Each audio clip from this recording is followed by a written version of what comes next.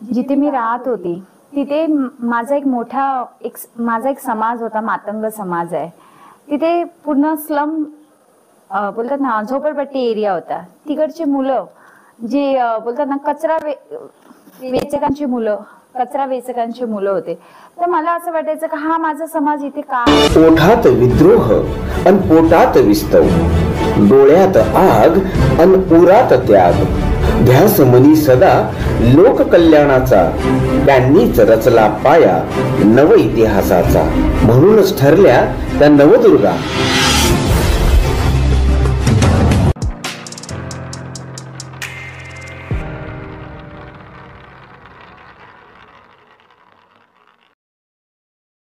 नमस्कार, मी SSTN सागर जयश्री अभिमन्यू नागपुरे.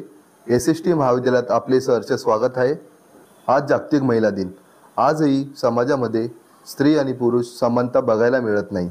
नवऱ्याने सोडून दिलेल्या बायका असतील, LGBT समूहातील काही व्यक्ती असेल, विधवा महिला असतील, आजही त्यांना नोकरीची संधी कोणीही देत नाही.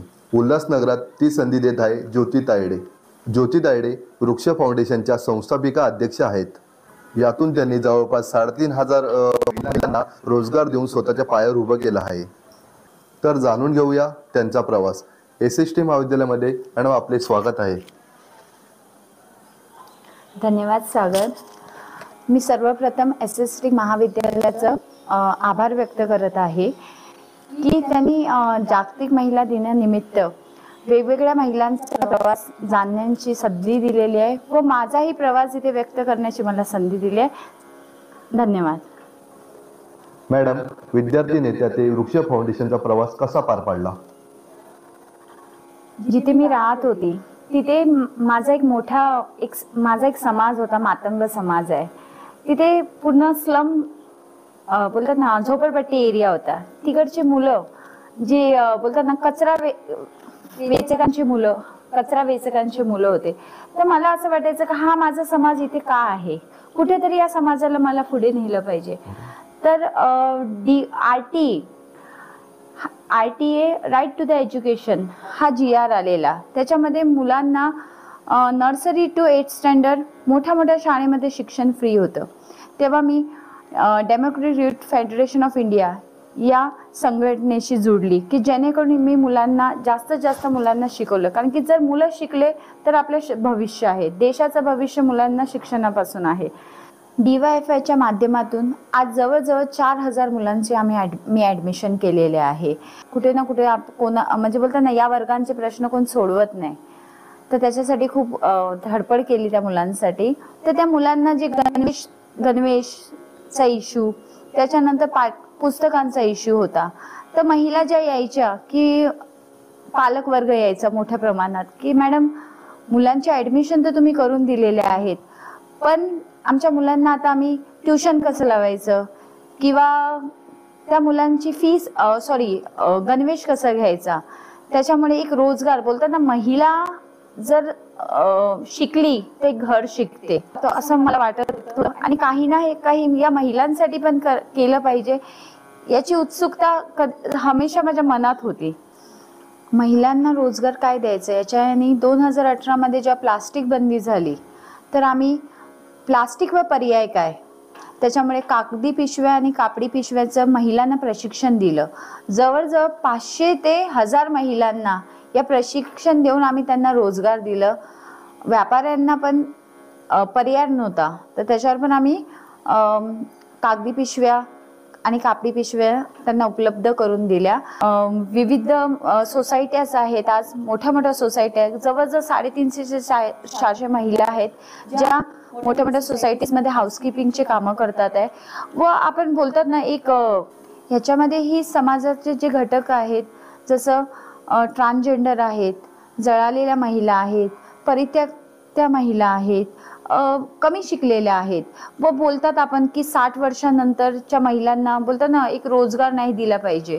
पण त्या सुद्धा ज्या महिला आहेत की ज्यांना आपले मुलं बाळं सांभाळत नाही, तशा महिलांसाठी काहीतरी करायचं म्हणून आम्ही हे काम स्टार्ट केलं मी, ज्याच्यामध्ये कचरा वेचक महिला आज कचरा वेचक आपण बोलतो की कचरा वेचक महिलांना पुनर्वसन केलं पाहिजे. तर आज उल्हासनगरमध्ये एक खूप मोठी समस्या कचऱ्याची आहे. तर जर मी विचार केला, जर मी माझ्या सोसायटीला 42 घरांना कचरा मुक्त सोसायटी करू शकते, तर मी या शहराला का नाही करू शकत. तुम्ही पर्यावरणावरती काम करता, तर प्लास्टिक पर्यावरणासाठी किती हानिकारक आहे?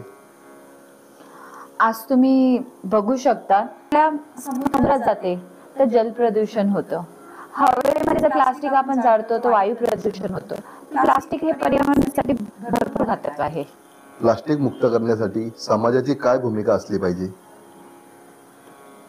पहिलं तर आपण सिंगल यूज प्लास्टिक बोलतात ना टाळलं पाहिजे, जेणेकरून हे खूपच हानिकारक आहे. त्याच्यानंतर जर आपल्याला प्लास्टिक मुक्त करायचं असेल तर याच्यामध्ये सगळ्यांचं आम्ही जसं विविध प्रकारे जनजागृती करतो. महानगरपालिकातर्फे वृक्ष फाउंडेशन हमेशा रॅलीज काढतात. पथनाट्य SST कॉलेज झाले, जसे विविध NSS चे मुलं आहेत त्यांना घेऊन आम्ही पथनाट्य करतो की जेणेकरून प्लास्टिक हे वापरणं टाळलं पाहिजे. व तुमच्यासारखे यूथ आणि पत्रकार वर्ग ह्यांनी पण याच्यामध्ये खूप मोठ्या प्रमाणात हातभार लावला पाहिजे की ज्याने आपण प्लास्टिक मुक्त शहर केलं पाहिजे. जागतिक महिला दिनानिमित्त महिलांनी सक्षम होण्यासाठी काय केलं पाहिजे? जो माझा प्रवास आहे आणि माझा अनुभव आहे त्यांनी मी सर्व महिलांना सांगू इच्छिते की सर्वप्रथम महिलांनी शिक्षण घेतलं पाहिजे. जर ती शिकली तर ती पूर्ण घर शिकवते. त्याच्यानंतर महिलांनी एखादं काहीतरी बोलतं ना, फक्त शिक्षणच नाही तर आपल्याला काही कोर्सेस किंवा अनुभव पाहिजे की जेणेकरून ते शिक्षण व्यर्थ गेलं नाही पाहिजे. आणि तिने आपल्या पायावर सक्षम झाली तर ती जग बदलू शकते. ज्या पद्धतीने आपल्या देशात मुलींवर अत्याचार होतात त्याकडे तुम्ही कसं बघता? सर्वात बोलतात ना, हा खूप गांभीर्याचा तुम्ही प्रश्न विचारलेला आहे. खरोखर महिलांवर एक बोलतात ना, आताही कुठे ना कुठे समाजाचे आहेत ना एक विचार वेगळे आहेत. लोकांनी तो आपला नजरिया बदलला पाहिजे. आज मुलींनी स्वतंत्रपणे शिकलं पाहिजे, स्वतंत्रपणे फिरलं पाहिजे. जर तिने जिद केली ना की तिला जीवनामध्ये काही, आज हजारो महिलांना मी, माझं एज्युकेशन एवढं झालेलं नाही पण हजारो महिलांना मी रोजगार दिलेला आहे. तर त्याच्यात माझ्याच अनुभवातून सांगते की ज्या आपल्या सगळ्यात पहिला आपला दृष्टिकोन आपण बदलला पाहिजे. जर आपण आपल्या ज्या बोलतात ना महिला आहेत किंवा ज्या मुली आहेत समाजात वावरतात आहे त्यांना आपल्या बहिणीच्या व मुलीच्या दृष्टीने पाहिलं पाहिजे. त्यांना स्वतंत्रपणे त्यांचे जे निर्णय आहे त्याच्यामध्ये त्यांच्या पालकांनी पण त्यांना सपोर्ट केला पाहिजे. आजही कुठे ना कुठे समाजाचा व घरातल्यांचा विचार असते, अरे बाबा मुलगी आपल्या हिशोबाने करते आहे, तर हे तसं दृष्टिकोन पालकांनी किंवा समाजाने ठेवलं नाही पाहिजे. सर्वप्रथम त्यांच्या घरचा सपोर्ट मुलींना पाहिजे की बाबा तू स्वतंत्र हो, तुला पंख लागू दे.